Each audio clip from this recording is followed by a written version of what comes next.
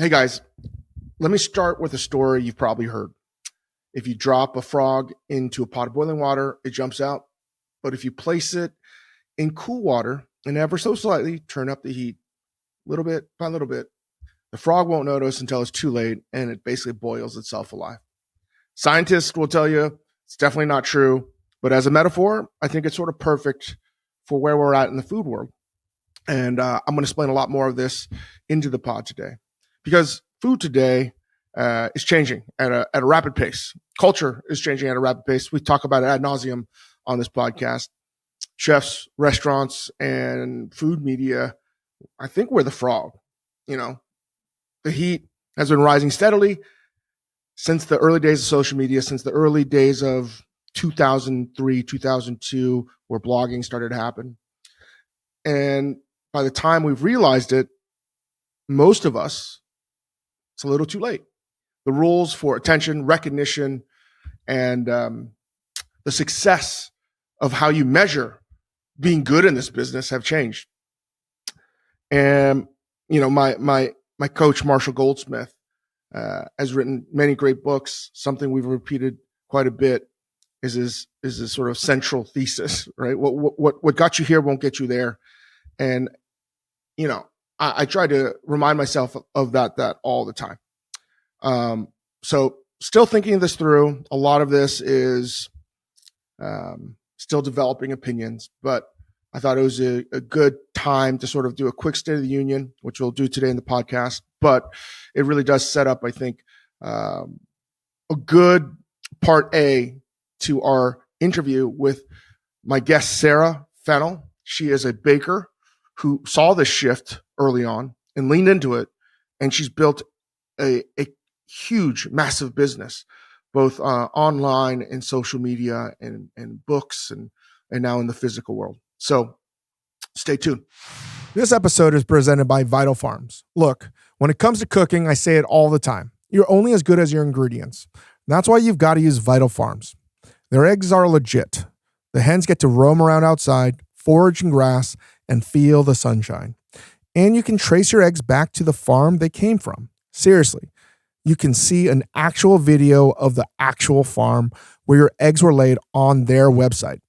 Whether you're poaching eggs for breakfast or folding them into something like a souffle, reach for Vital Farms. You'll love the taste. Look for the black carton in the egg aisle and visit vitalfarms.com to learn more.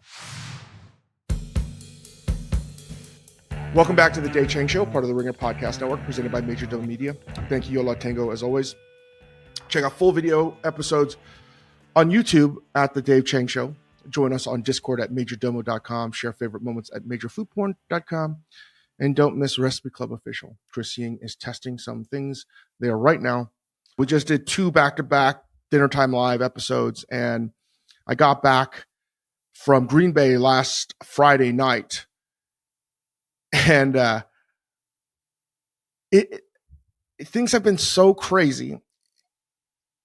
Not like they were, say, 10 years ago in New York City. That was crazy, but maybe I'm just older, or maybe I've just lost the ability to recognize certain things. But I missed a very important meeting. It was a board meeting for our consumer product goods business.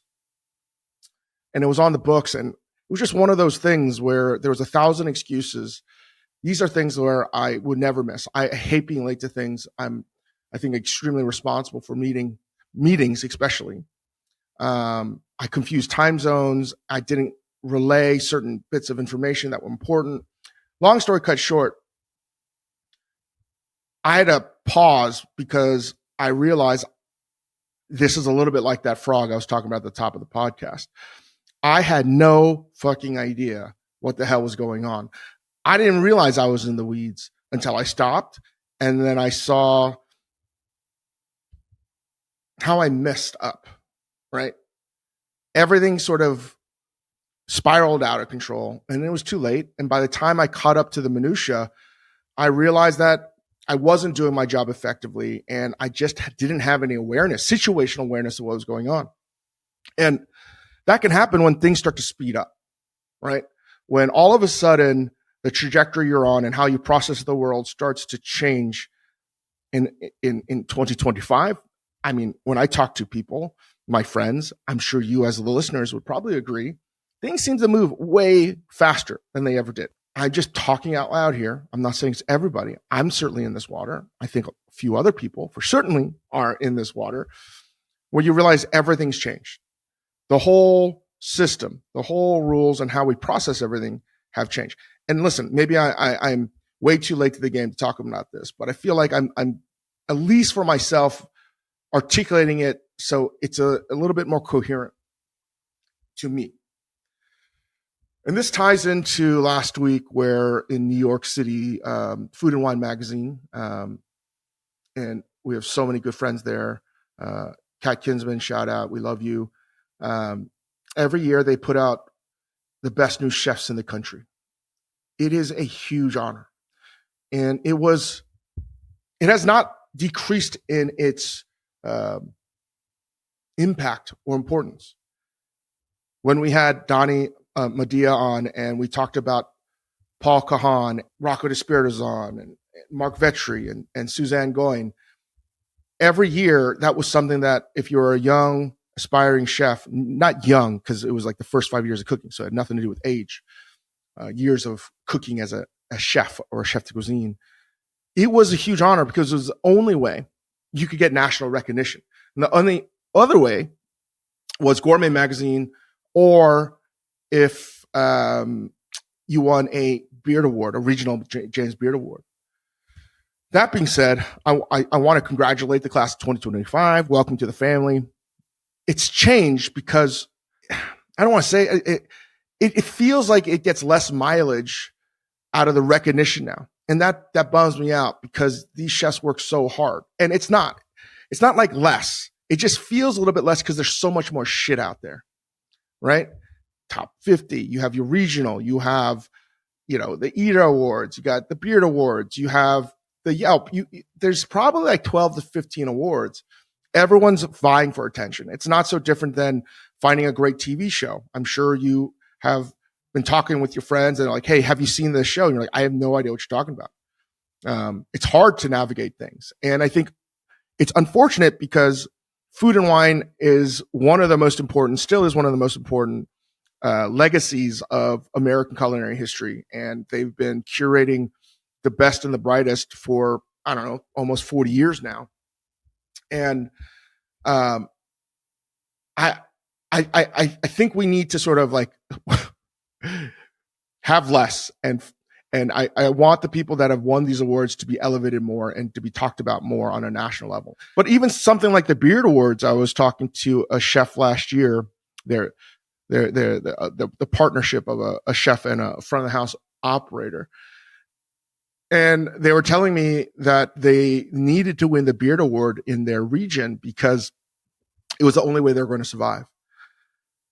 And they were on not the short list, the semifinal list, and they were asking for advice of what they could do. And there was a feeling I know all too well, a feeling of desperation. And maybe once that was true, that winning a Beard Award, even being on the short list, would change things. It would make your business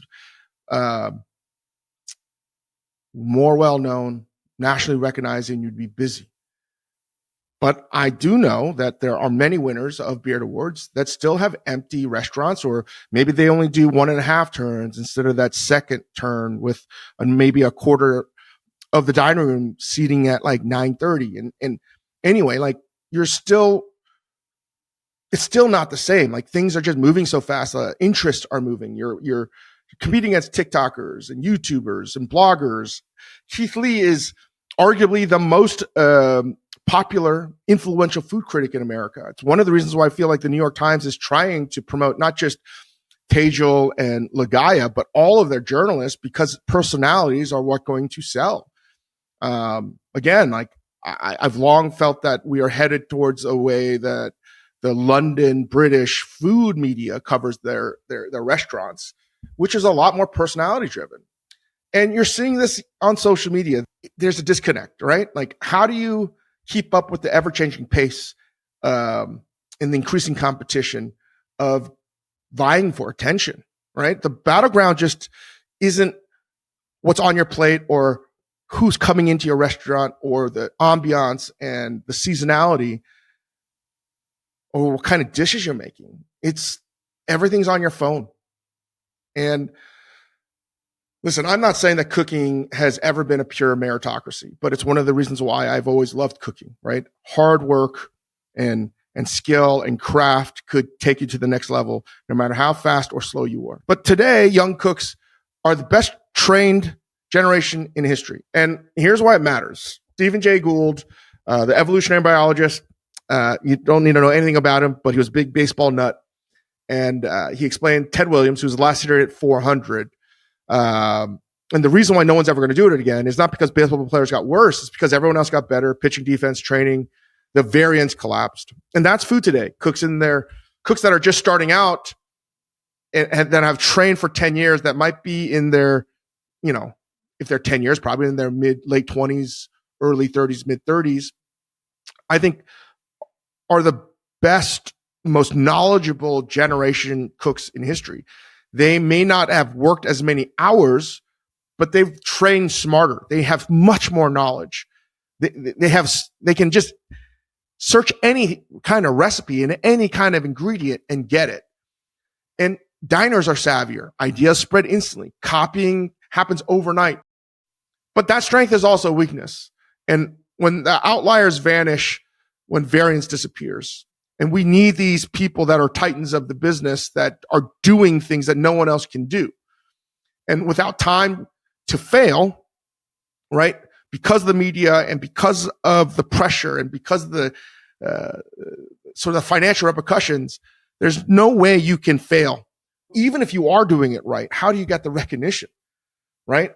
And you could be at the top of your game and doing the most avant-garde shit that's ever been done. But if the audience isn't there to understand it and to see it, then it's going to fade away as well.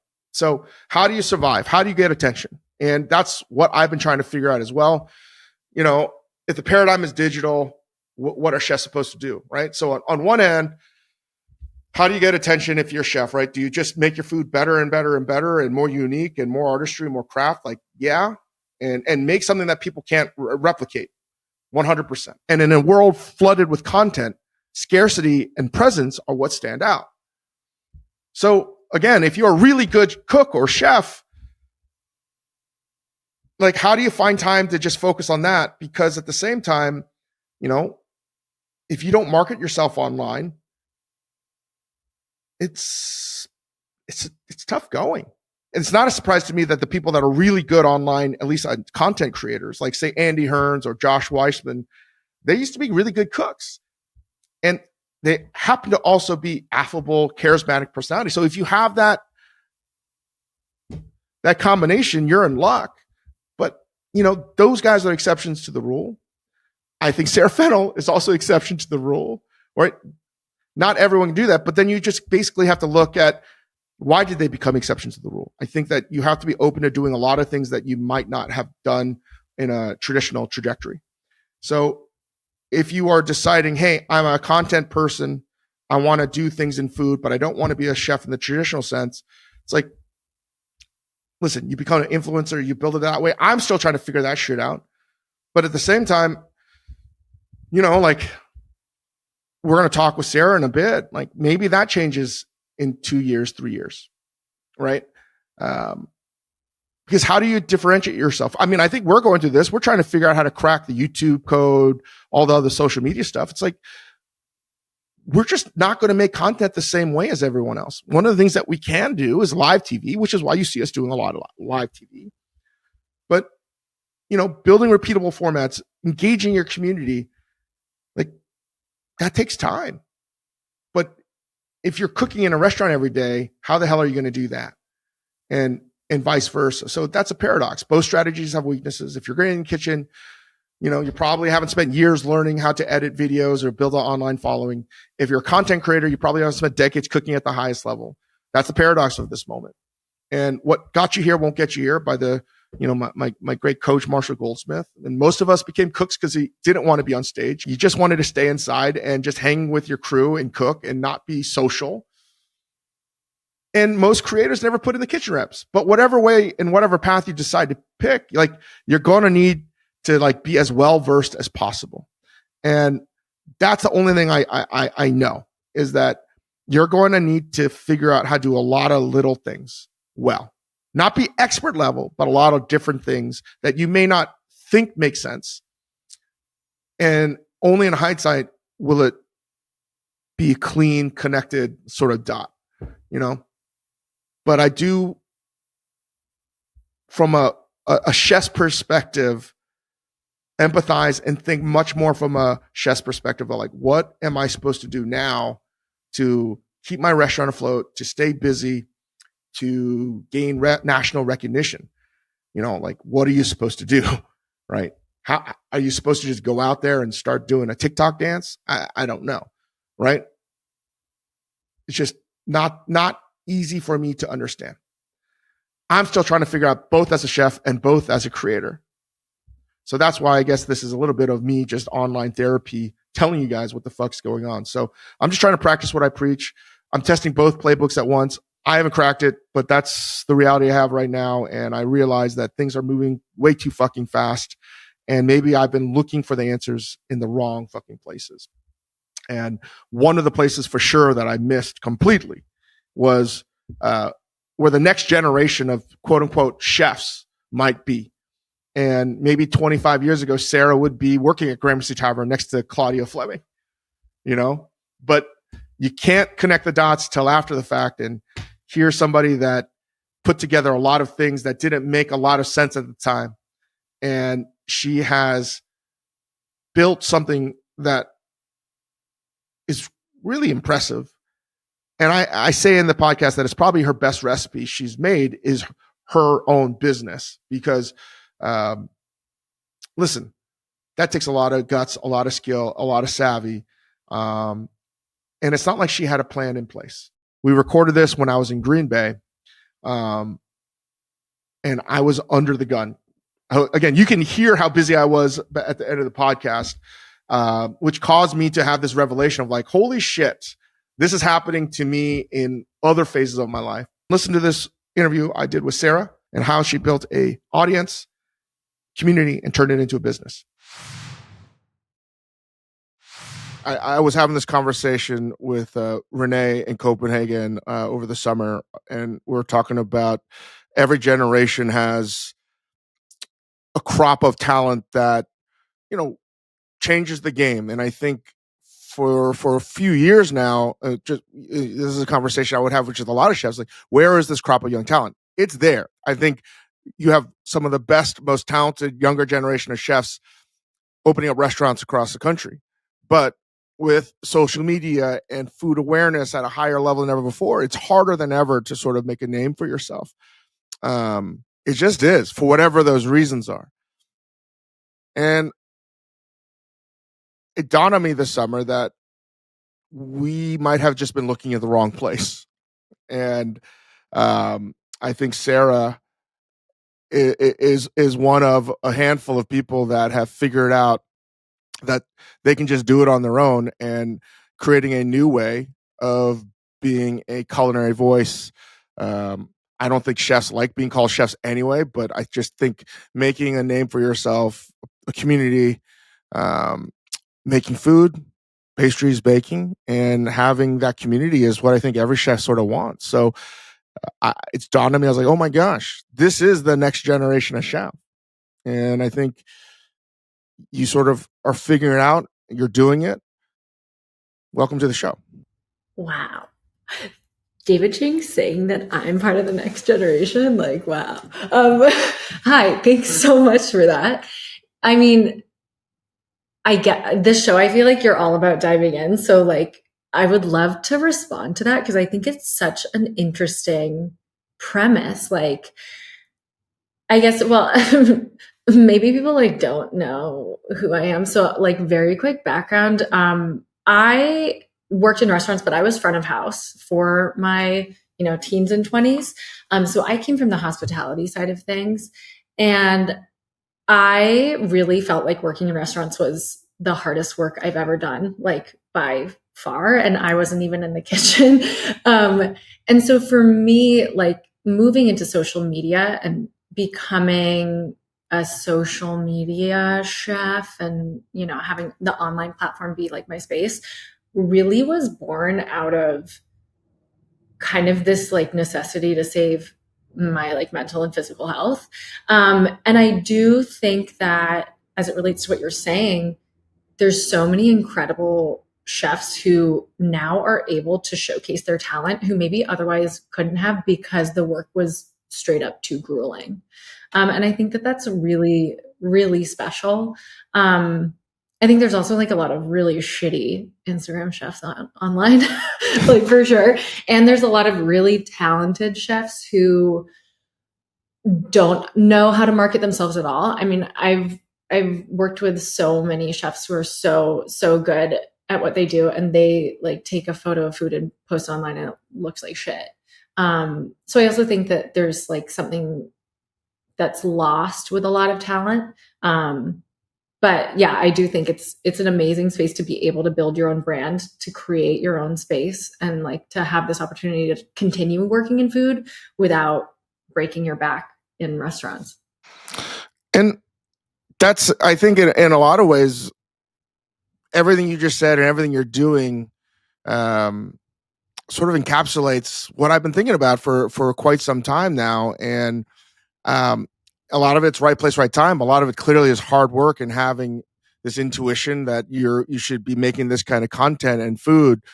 But, you know, I'm only talking about myself so we can talk more about yourself. Like if I was a better cook, line cook, or if I did it a little bit longer, or there's a lot of things that happened, but because I was sort of relatively new before cooking became this mainstream thing, I probably would never have done what I did. Right. And I was just trying to find a place that I could express myself and have some ownership. And that just so happened to be a noodle bar. Nobody really wanted to do that, and people sort of laughed at it.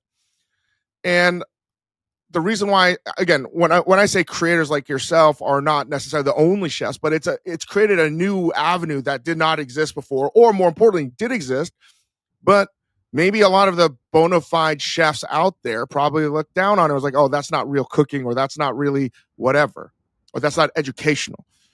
And I certainly experienced all of those sort of comments and perceptions from the establishment. And I think that's why I was like, holy shit. When, it was, midsummer, I was like, oh my God, it was happening and unfolding right before our eyes, but we couldn't see it because our attention was somewhere else. And I think because you had no intention of doing it as well, right? You studied anthropology, you worked in restaurants. It was just like this Venn diagram where it was just a perfect amount of overlap that allowed you to sort of take this to where it's gone. And could you ever thought when you started, 2010 you started, that it could have been what it is today? And no, not at all. I mean, like so I did my undergrad degree in anthropology. I like studied primate bones, and then I was like, what, this isn't like something I want to do with my life. Like it was very interesting to study, but I didn't want to make it into my career. So I was working in restaurants. And for a while I thought I would just be a restaurateur. And I really missed having a creative outlet. So I decided to start this blog.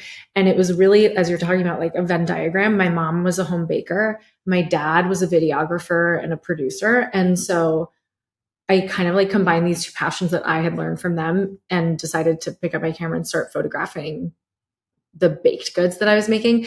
And when I started, it was like my mom's recipes. I was really doing it for the photography and the love of that. I mean, I personally always had a sweet tooth, but it was purely a creative, fun outlet.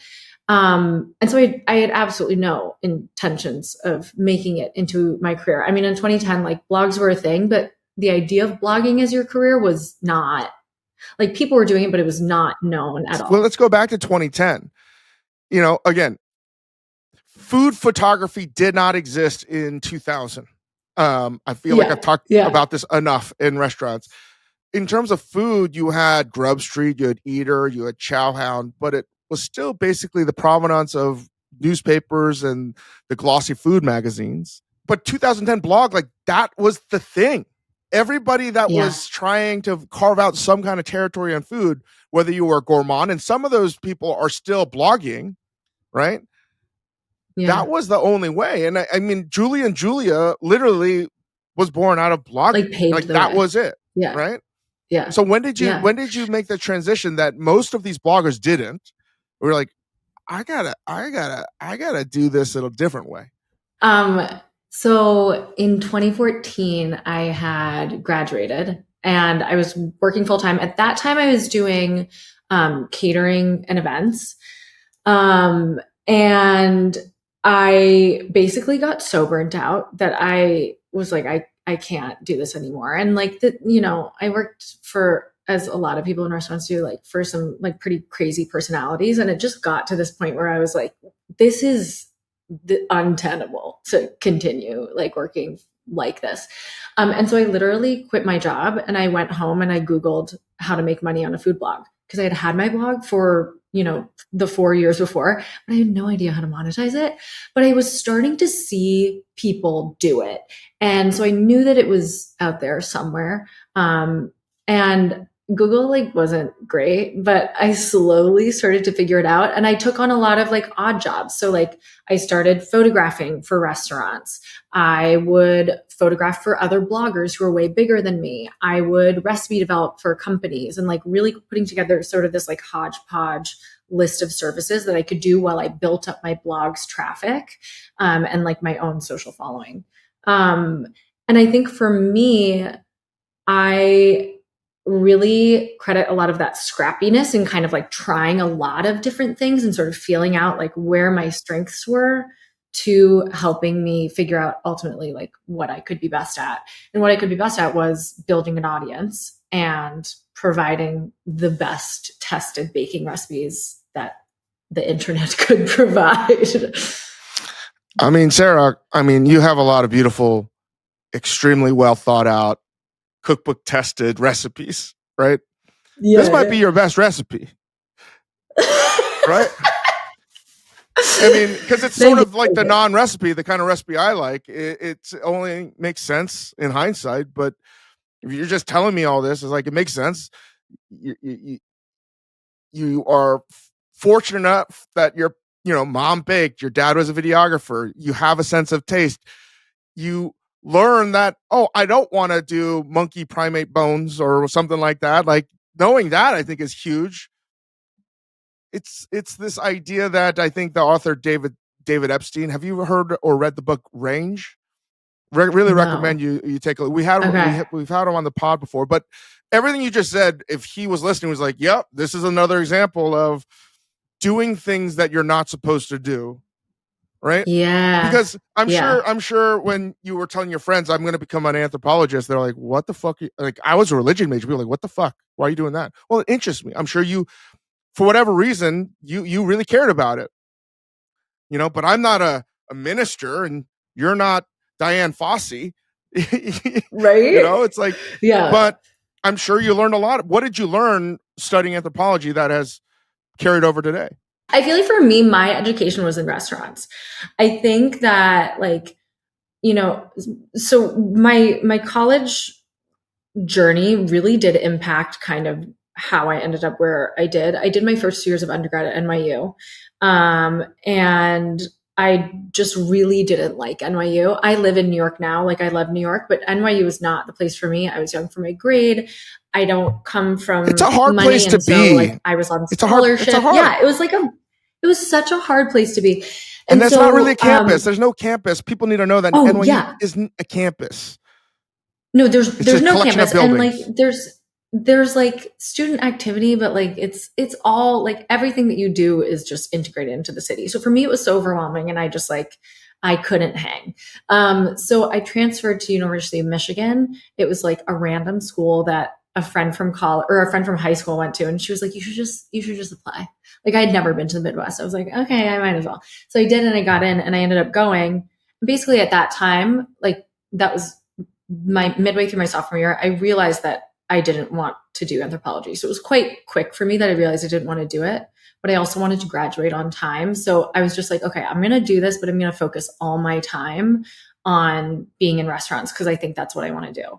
So I was like working in restaurants like 5 days a week. Like that was like what I focused my energy on because again, I was thinking I'd go and be a restaurateur. And I really, really feel like that was my education. I learned so much about human behavior and about what people want and what people think that they want, but aren't saying that they want. And just all of these facets of like human emotion that you just have to like quickly make a snap judgment on. And like that to me was how I started to learn to really listen to people and figure out what I could be for people. And so like that was such an amazing education that made social media easy for me because I had already had all of this work, getting this little feedback and like tweaking little things and then putting it out and being like, okay, I'll be what you want, basically. I mean, I don't think you should sell yourself short in terms of learning nothing in school. I think one of the, I find this to be the case. I find this to be the case, not just in the culinary world, but the hardest part is admitting this is what I don't want to do and get you a little bit closer to what you do want to do. And again, that book by Epstein, it just like, as long as you're not inert and you're just constantly doing shit.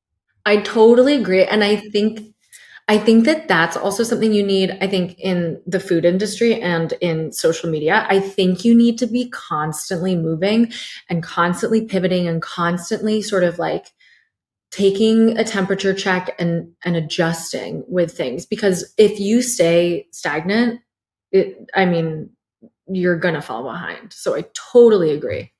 Would you also say around like 2010 to 2014, that is to me, I would say also crucial, not just because you were food blogging, but you were able to make more mistakes. And I find that at least in restaurants and food, the more you're able to learn, or whoever fucks up the best, it oftentimes is more successful. I feel like you've had a period to make a lot of mistakes without the critical eye of the audience that you have now. But all of those mistakes have made it endearing to your audience that have been with you at the beginning because they've seen this growth and this trajectory, and it's inspirational. Totally. I think I had so many years of figuring out marketing and like how to market recipes, how to market myself, how to make things appealing, that it was a really nice runway for me that gave me like an upper hand when things did shift to this more like traditional influencer space where a lot of influencers come in wanting to be influencers for, a variety of reasons, but they don't understand that marketing angle.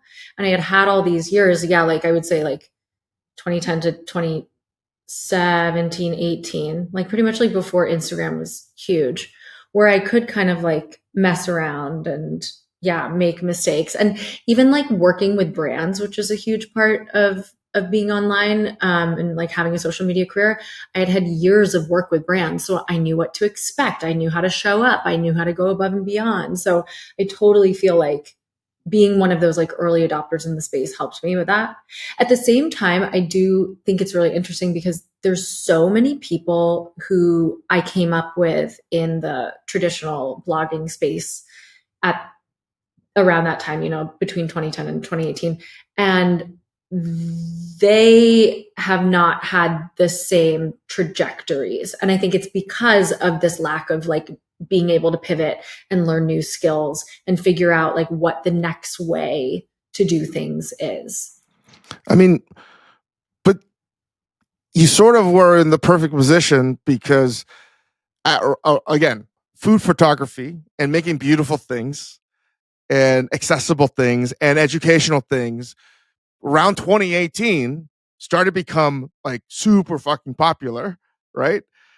And then the pandemic happened and you could not have been better situated for an audience that was like, teach me everything you know because I'm stuck in my house. 100%.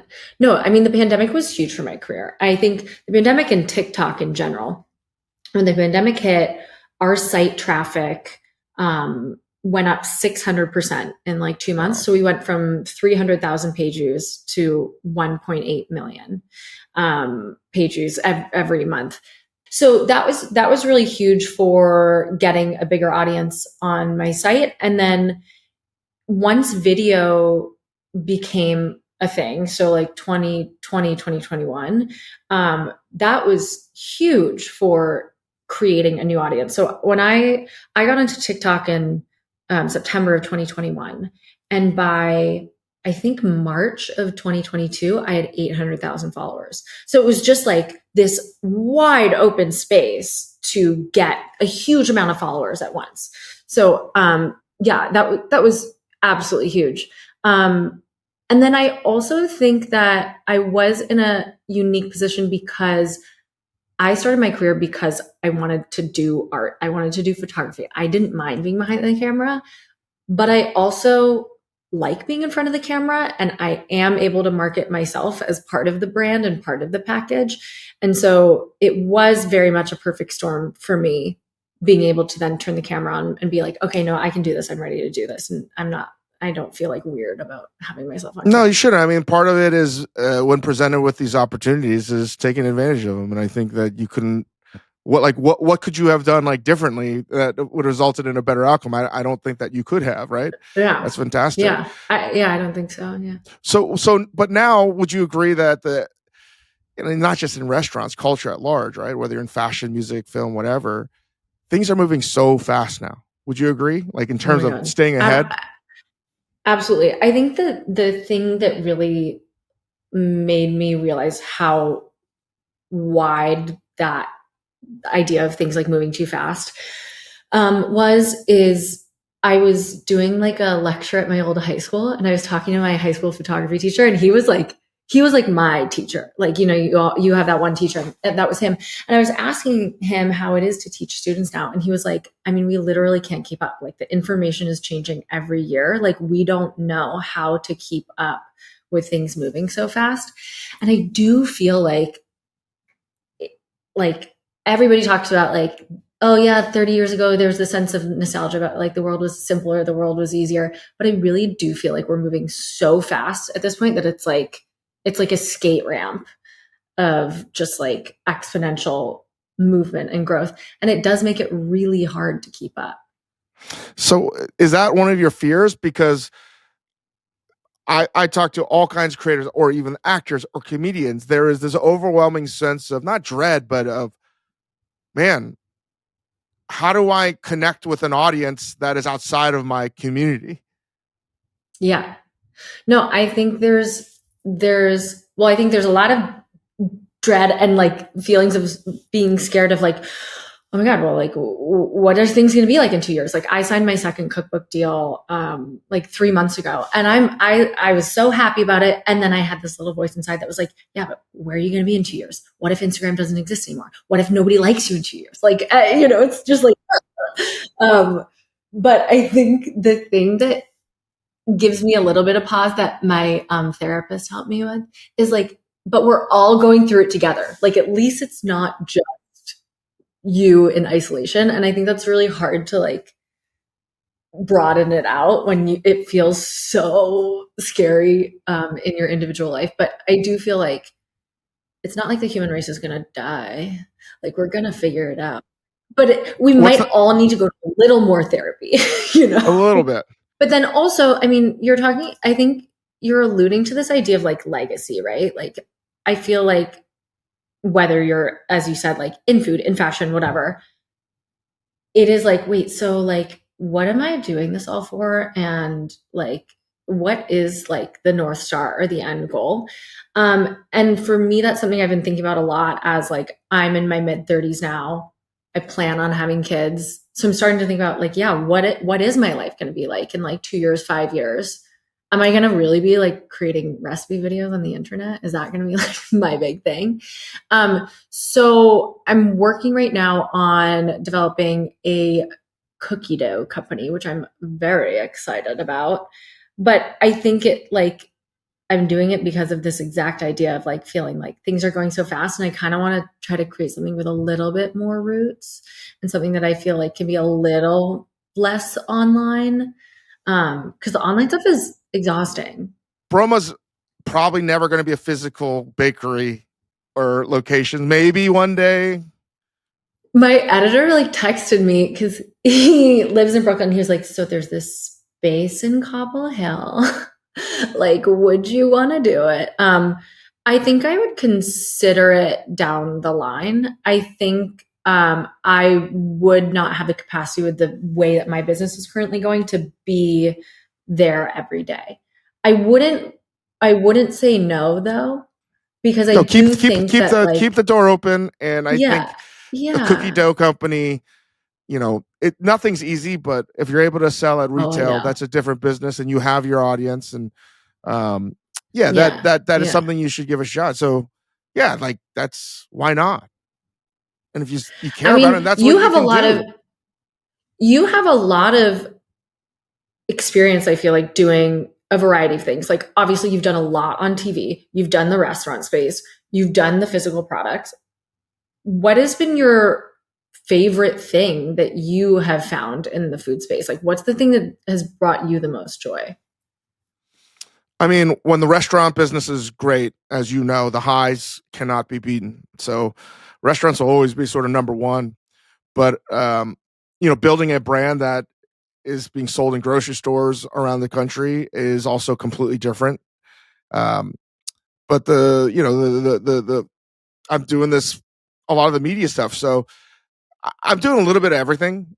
Honestly, probably a little bit too much, but part of that is that same fear that you have, is the fear of not deprivation, but the fear that it's all going to end. And it's not a negative thing per se, but I know I'm not the only person that has that. And I think that causes me to ruminate and to think about what's maybe around the corner. So for you, it's, making cookie dough, and maybe it's going to be a bakery down the road, or maybe it's going to be something else. And I think as your career has shown, it only makes sense in hindsight. And I think that's what's going to continue to happen for you. So I would really want to talk more about food with you. But I have to boogie right now. So I have to do rehearsal for Thursday Night Football. Um, Oh, so exciting. I know that is something I really love to do, but um, listen, I want to know more. I want to know more, but get into the food. And next time you visit LA, we should have you down to the studio. But I was Would thinking that love. truly the best recipe that you've made is your life and how you've gotten here, because that's something that I think people shouldn't copy, but they should take some notes about, oh, I should do things that interest me and me only. And don't worry about, is it going to fit this perfect box that's going to make somebody else happy? I totally agree.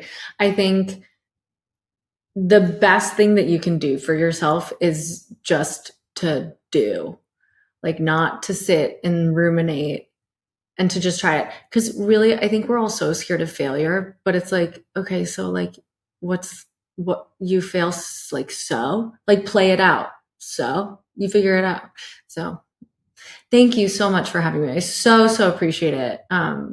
Such a fan of everything you do. And this has been great. Hey, So wishing thank you. continued success, and I feel like I could talk to you much longer, and You get got more football into the stuff food to do. philosophy.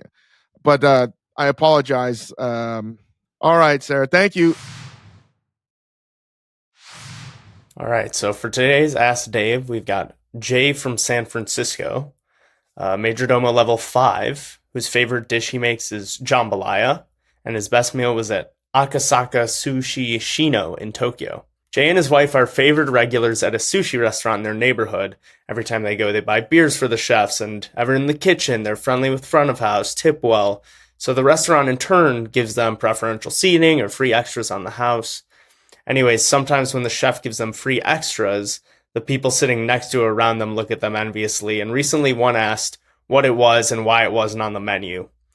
So Jay's question is really, in a situation like this, is it okay or not to share the freebies with their sushi bar seatmates, especially since they sit at the sushi bar in front of the chef? Jay, great question.